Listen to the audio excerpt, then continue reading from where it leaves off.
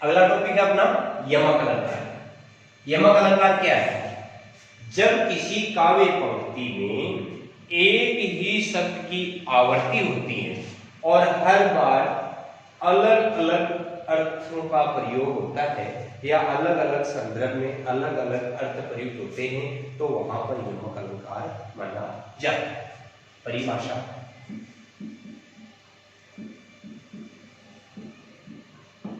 जब किसी काव्य पंक्ति में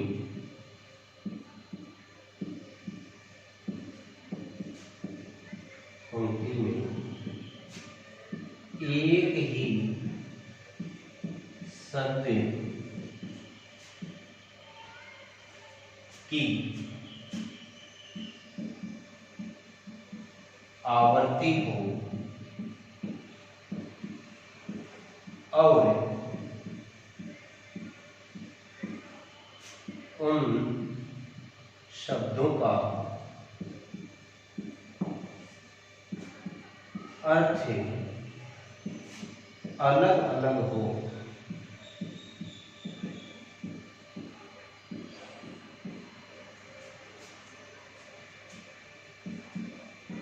तो वहां पर यमक अलंकार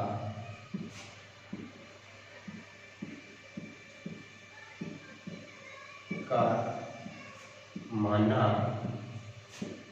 जाता है। जैसे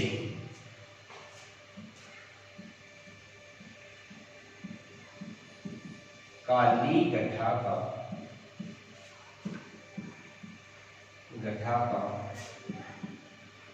घमंड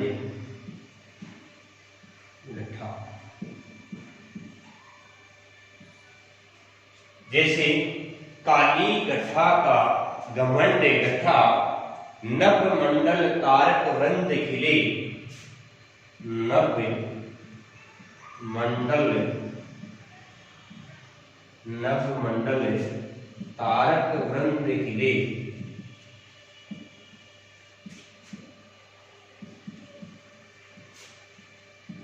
यहां पर इस काव्य पंक्ति में काली गठा का घमंड गठा, नभ मंडल तारक वृंद खिले में गठा शब्द 2 बार है। गठा शब्द कितनी बार है? 2 बार है। और ये अपने परिभाषा पढ़ी थी, जब किसी काव्य पंक्ति में एक ही शब्द की, गठा शब्द एक ही है, एक ही शब्द की आवर्ती हो रही हो, बार बार आ रहा हो, उन शब्दों का अर्थ अलग अलग हो, यहाँ पर इनका अर्थ दोनों का अलग अलग है, तो वहां पर यमक अलंकार माना जाता है। जैसे देखिए काली गठा, गठा का अर्थ अलग है, और घमंड गठा, गठा का अर्थ होता है कमी होना, और काली गठा काले बादल, यहाँ पर काले बादलों का घमंड घट गया है और कम हो गया है, और नभ मंडल में आसमान में तारक वृंद, तारे खिला रहे, अर्थात तारे खिल रहे हैं। तो यहाँ पर पहला जो गठा शब्द आया है उसका अर्थ है, और दूसरा जो गठा शब्द आया है उसका अर्थ है, दोनों का अलग अलग अर्थ है। तो पहले का अर्थ है बादल की गठा, और दूसरा का अर्थ होता है कम होना। बादल की गठा अर्थात जो काले बादल है वो कम हो गए, और उनसे काले बादलों का घमंड है वो घट गया है, कम होना। तो यहाँ पर गठा गठा शब्द के कारण यमक अलंकार है, और गठा गठा शब्द दोनों का अर्थ अलग अलग है। पहले गठा का अर्थ है बादल की गठा, बादल की गठा, और दूसरे का अर्थ होता है गठा का अर्थ है कम होना। इस प्रकार से ये था यमक अलंकार का पहला उदाहरण। दूसरा उदाहरण इसका ये है,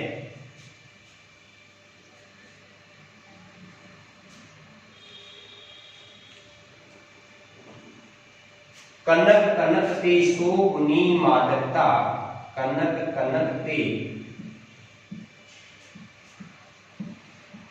शोभनी मादकता,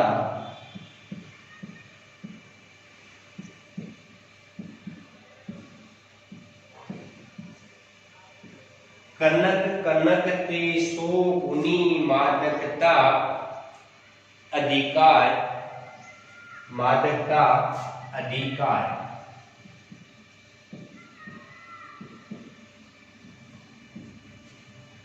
या खाए बुराई व पाए बुराई, या खाए बुराई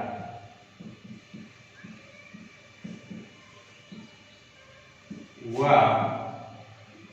पाए बुराई।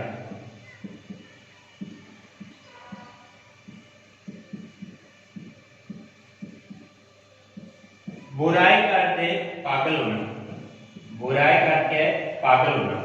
ये बुराई, इसका अर्थ भी पागल होना ही है। अब यहां पर एक तो खाने से पागल हो रहा है और एक पाने से पागल हो रहा है। तो यहाँ खाने और पाने दोनों से पागल हो रहा है, तो इसका कनक कनक का अर्थ है वो अलग अलग होगा। जैसे प्रथम कनक है, इसका अर्थ होगा धतूरे के बीज, धतूरे के बीज। धतूरे के बीज को खाने से आदमी क्या हो जाता है? पागल हो जाता है। और दूसरा कनक का अर्थ है सोना, और सोने का दूसरा अर्थ है धन दौलत, धन दौलत। एक दूसरी तरफ व्यक्ति अगर धन दौलत अचानक प्राप्त कर लेता है तो वह भी पागल हो जाता है। इस प्रकार से यहाँ जो कनक कनक शब्द था, इस कनक कनक शब्दों का दोनों का अर्थ अलग अलग है, और अलग अलग अर्थ होने के कारण यहाँ पर यमक अलंकार प्रयुक्त हुआ है, अर्थात इस काव्य पंक्ति में यमक अलंकार प्रयुक्त हुआ है।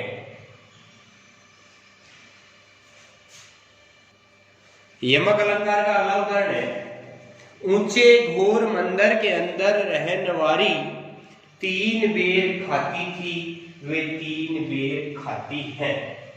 ये दुआ बहुत पुराने समय से है, राजा महाराजाओं के जमाने की बात थी कि ऊंचे घोर मंदिर के अंदर रहने वाली रानियां हैं, वो ऊंचे महलों में रहती थी, और उस जमाने में उनका शासन था, इसलिए 3 बेर खाती थी, और वे अब 3 बेर खाती है। अर्थात उनका शासन अब चला गया, तो यहाँ पर वो 3 बेर खाकर पेट भरती है, जबकि उस समय वो 3 बार अर्थात 3 बेर 3 समय खाती थी।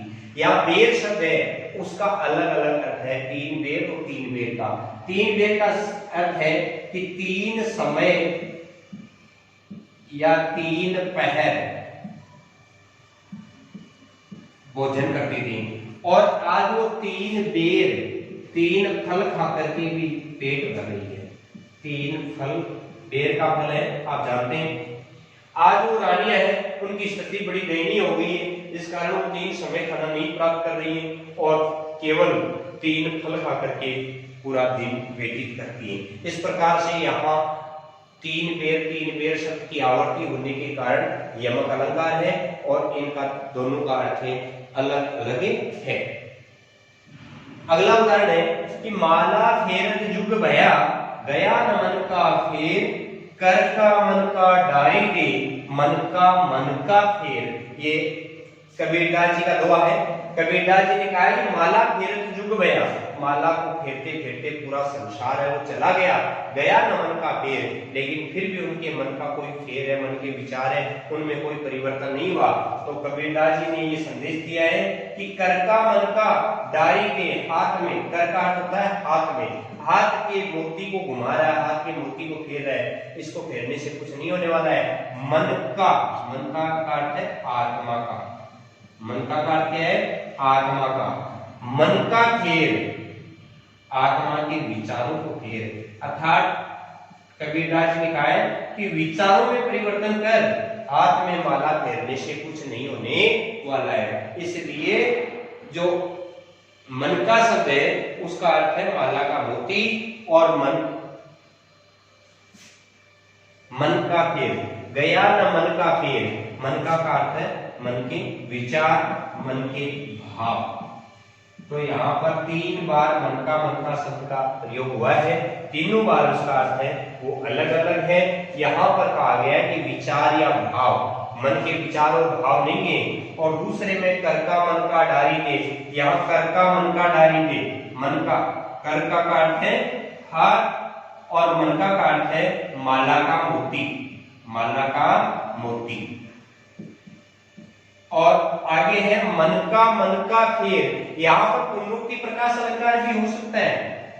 मैंने आपको पहले भी बताया था कि किसी एक काव्य पंक्ति में एक से अधिक अलंकार हो सकते हैं या पुनरुक्ति प्रकाश अलंकार भी हो सकता है, लेकिन प्रधानता किसकी है? प्रधानता यहाँ यमक अलंकार की है। तो इस प्रकार से ये थे यमक अलंकार के उदाहरण। और यमक अलंकार के बाद में अपन लेते हैं श्लेष अलंकार। यमक अलंकार के बाद में अपन लेते हैं श्लेष अलंकार। श्लेष अलंकार के बारे में अध्ययन करेंगे।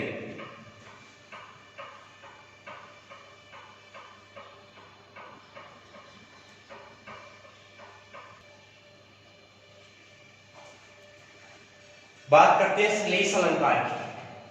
श्लेष अलंकार क्या है? श्लेष अलंकार की परिभाषा।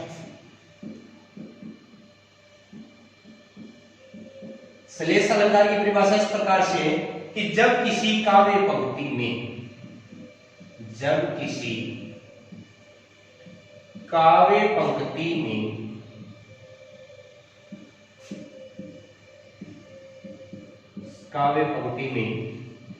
कोई शब्द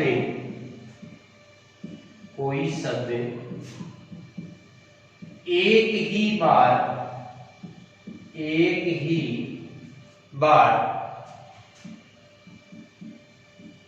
प्रयुक्त होता है,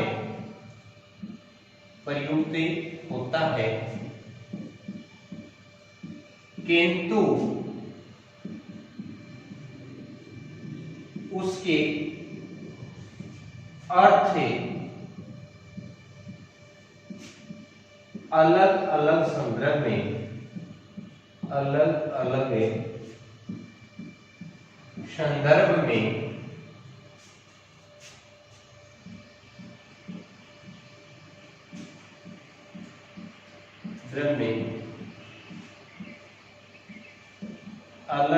प्रयुक्त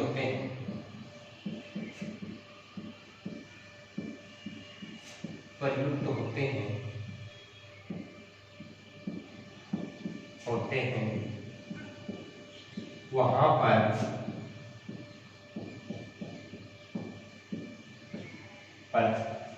श्लेष अलंकार माना जाता है। वहां पर श्लेष अलंकार माना जाता है। अर्थात एक छोटी सी परिभाषा श्लेष अलंकार की ओर है। अर्थात जब काव्य पंक्ति में एक शब्द ही, जब काव्य पंक्ति में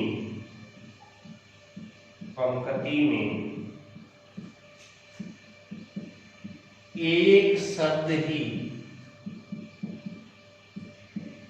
एकाधिक अर्थों के लिए, एकाधिक अर्थ एक से अधिक, एकाधिक अर्थों के लिए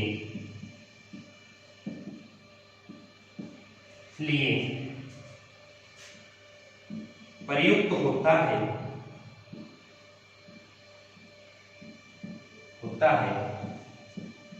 वहां पर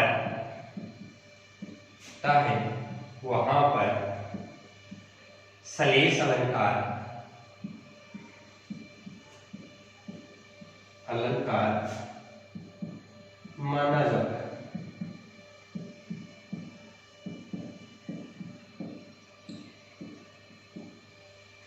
माना जाता है। तो ये थी श्लेष अलंकार की परिभाषा। एक बार पुनः देखते हैं श्लेष अलंकार की परिभाषा क्या होती है, ताकि अपन को कंठस्थ हो जाए, अच्छे ढंग से याद हो जाए कि जब किसी काव्य पंक्ति में कोई शब्द एक ही बार प्रयुक्त होता है, किंतु उसके अर्थ अलग अलग संदर्भ में अलग अलग प्रयुक्त होते हैं, वहां पर श्लेष अलंकार माना जाता है। अर्थात जब काव्य पंक्ति में एक शब्द ही एकाधिक अर्थों के लिए प्रयुक्त होता है, वहां पर श्लेष अलंकार माना जाता है। श्लेष अलंकार के दो भेद माने गए। श्लेष अलंकार के कितने भेद माने गए? दो भेद माने गए। श्लेष अलंकार के भेद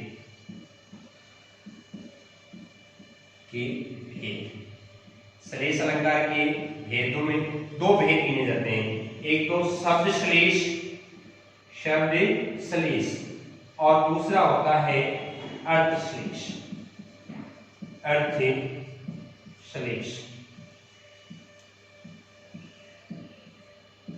शब्द श्लेष और अर्थ श्लेष, अब इनके बारे में अपन पढ़ेंगे कि शब्द श्लेष कौन सा होता है और अर्थ श्लेष अलंकार कौन सा होता है।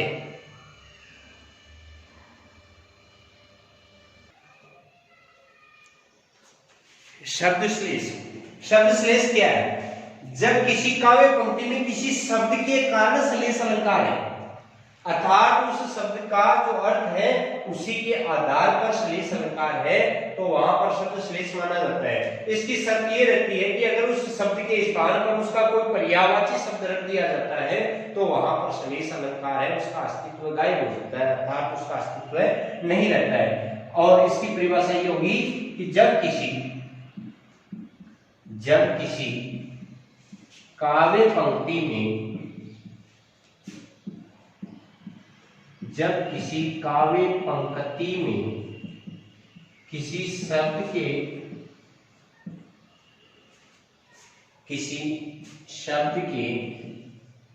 कारण श्लेष अलंकार है, कारण श्लेष अलंकार है,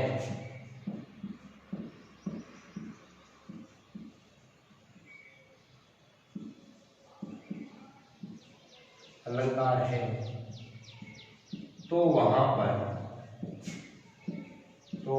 पर शब्द श्लेष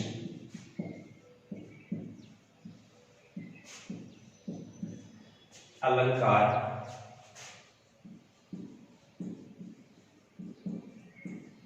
माना जाता है। यदि उस शब्द के स्थान पर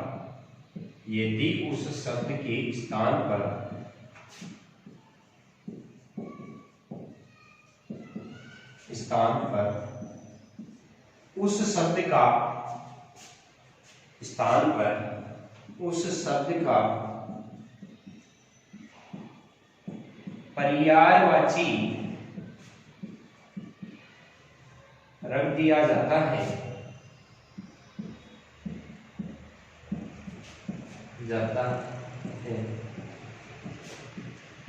तो वहां पर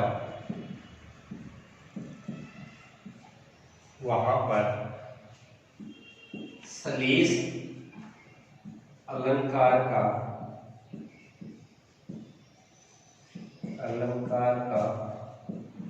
अस्तित्व समाप्त हो जाता है,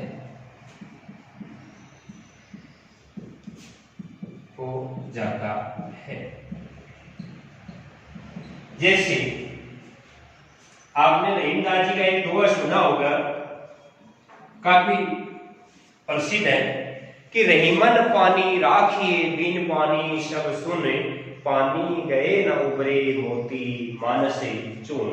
तो रहीमन पानी राखिए, रहीमन पानी राखिए बिन पानी सब सुन, बिन पानी सब सुन।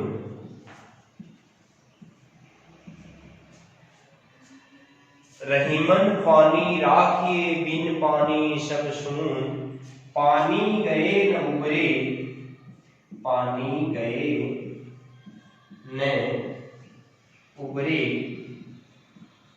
मोती मानो से चून, मोती मानो से चून। तो एक बार इस दोहे को दोबारा देखिए, आपको याद भी होगा, काफी प्रसिद्ध है कि रहीमन पानी राखिए बिन पानी सब सुने, पानी गए न उबरे मोती मानो से चून। यहां जो पानी शब्द आया है, इस शब्द का एक ही बार प्रयोग हुआ है, लेकिन इसका अर्थ अलग अलग संदर्भ में अलग अलग है। यहाँ पर इस पानी शब्द का अर्थ 3 संदर्भ में अलग अलग प्रयुक्त हुआ है। वो देखिए किस प्रकार से। यहाँ पर पानी शब्द का अर्थ मोती के लिए उसकी चमक से, मोती की उसकी चमक से।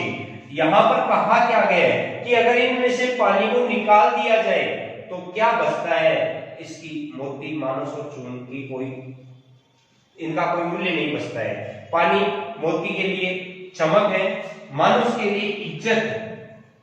अगर मनुष्य का पानी चला गया, मनुष्य का पानी उतर गया या मनुष्य में पानी नहीं होगा तो उसकी इज्जत होगी। कहते हैं अपन एक मुहावरे का भी प्रयोग करते हैं कि उसके चेहरे का पानी उतर गया, अर्थात उसकी इज्जत चली गई। आगे आता है चूर्ण। यहाँ चूर्ण शब्द के 2 अर्थ हो सकते हैं। एक तो अपन जो आटा है उसको भी चूर्ण कहते हैं, और दूसरा अपन जो कलई करते हैं उसको चूना कहते हैं। उसको क्या कहते हैं? चूना कहते हैं। चूना भी सही है और चूर्ण भी सही है। अगर आटे में से पानी चला गया तो क्या अपन रोटी बना सकते हैं? नहीं बना सकते कभी। और चूना है, चूने में अगर पानी नहीं मिलाएंगे तो क्या अपन अपने जो सफेदी करते हैं वो कर सकते हैं? नहीं कर पाएंगे, क्योंकि वो सूखा रहेगा और इधर चूर्ण भी सूखा रहेगा और चूना भी सूखा रहेगा। इसलिए यह पानी शब्द के 3 अर्थ प्रयुक्त हुए और तीनों अर्थ अलग अलग संदर्भ में हुए। तो यहाँ पर चूर्ण के लिए होगा जल। इसमें से अगर जल को निकाल दिया जाए तो इसका कोई अस्तित्व नहीं बचेगा। अब बात आती है, अपन ने नीचे पढ़ा था कि अगर उस शब्द का पर्यायवाची रख दिया जाता है तो वहां पर उस सलेश अलंकार का अस्तित्व वो ही समाप्त हो जाता है। या पानी का है पर्यायवाची जल, पानी का पर्यायवाची जल, वारी, तोय, जल, वारी, तोय। अब इनमें से अगर कोई सा भी शब्द अपन यहाँ रखेंगे तो यहाँ पर कोई सलेश अलंकार का अस्तित्व नहीं होगा, क्योंकि इनका अपन अर्थ ही ग्रहण नहीं कर पाएंगे। मोती के लिए जल, वारी को तो इससे कोई मतलब नहीं होगा। क्या मोती में जल होता है? नहीं होता है। मानुष है, मानुष का जल को छोड़ दो, वारी को, इनमें कोई मतलब नहीं रहेगा, चूर्ण का भी नहीं रहेगा। इसलिए कहा गया है कि जब शब्द सलेश होता है और उस शब्द सलेश में उस शब्द के स्थान पर उसका पर्यायवाची रख दिया जाता है तो वहां पर शब्द सलेश है उसका अस्तित्व समाप्त हो जाता है।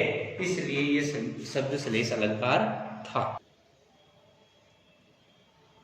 बात आती है अर्थ सलेश की। अर्थ सलेश क्या है? जब काव्य पंक्ति में सलेश का चमत्कार अर्थ में निहित हो तो वहां अर्थ सलेश अलंकार माना जाता है। इसकी शर्त क्या रहती है? अगर शब्द के स्थान पर, यदि शब्द के स्थान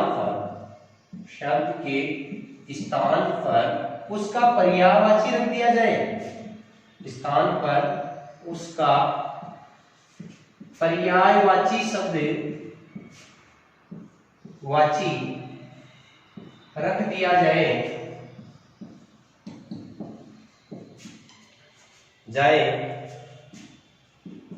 तो भी सलेश अलंकार बना रहता है। सलेश अलंकार बना रहता है। एक बार पुनः है परिभाषा को अपन पढ़ेंगे कि जब काव्य पंक्ति में सलेश का चमत्कार अर्थ में निहित हो तो वहां पर अर्थ सलेश अलंकार माना जाता है। शर्त यह होती है कि जब शब्द के स्थान पर उसका पर्यायवाची रख दिया जाए तो भी सलेश का चमत्कार या सलेश अलंकार बना रहता है। सुबरन को ढूंढत फिरे, सुबरन को ढूंढत फिरे,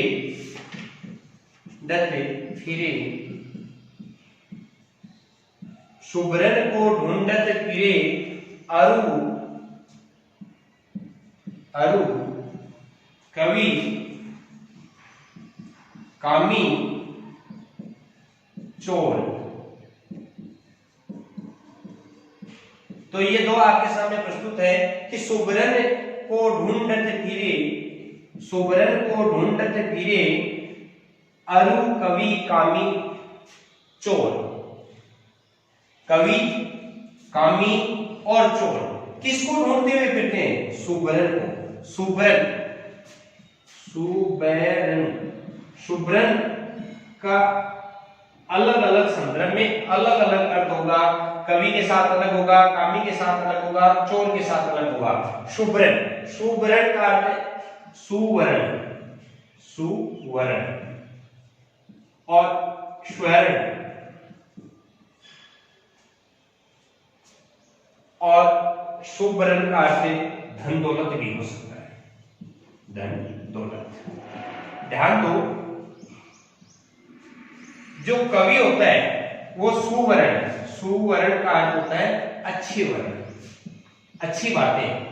कवि किसको खोजता फिरता है? अच्छी बातों को, अच्छी बातें या अच्छे वर्ण, अच्छी बातें या अच्छे वर्ण को खोजता हुआ फिरता है।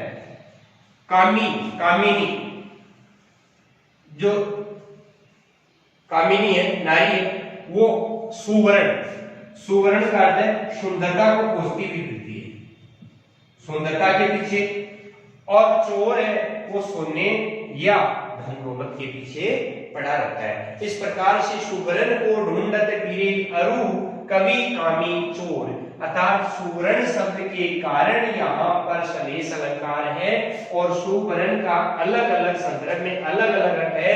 यहाँ पर कवि के लिए सुवर्ण का अर्थ हो जाएगा अच्छी बातें या अच्छे वर्ण, अच्छे वर्ण या अच्छी बातें। और कामिनी के लिए हो जाएगा सुंदरता, क्या हो जाएगा? सुंदरता। और चोर के लिए हो जाएगा स्वर्ण या धन दौलत। और अब अपन पढ़ेंगे सलेश अलंकार के अन्य उदाहरण। क्या पढ़ेंगे? सलेश अलंकार के अन्य उदाहरण, सलेश अलंकार के अन्य उदाहरण।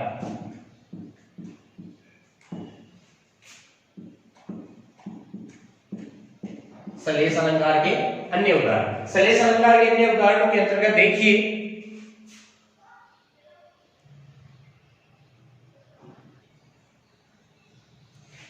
तो ये उदाहरण है सलेश अलंकार का कि अजो करियो ना ही रहियो, श्रुति सेवक एक अंग, नाक बास बेसरी लइयो वसी मुकुतन के संग। ये बिहारी का दोहा है, कक्षा 12 की पाठ्य पुस्तक में बिहारी का दोहा है कि अजो तरियोना ही रहियो। तरियोना शब्द है, तरियोना का अर्थ है, तरियोना का अर्थ है तरा नहीं, तरा नहीं। इसको निकृष्ट जीव भी बोला जा सकता है, निकृष्ट जीव। जो भक्ति भाव नहीं करते वो तरते नहीं। दूसरा है तरियोना का अर्थ है कान का आभूषण, दूसरा अर्थ है कान का आभूषण। एक तो इस शब्द के कारण यहां पर सलेश अलंकार है और दूसरा आता है श्रुति। श्रुति, श्रुति का अर्थ है वेद, श्रुति का अर्थ है वेद,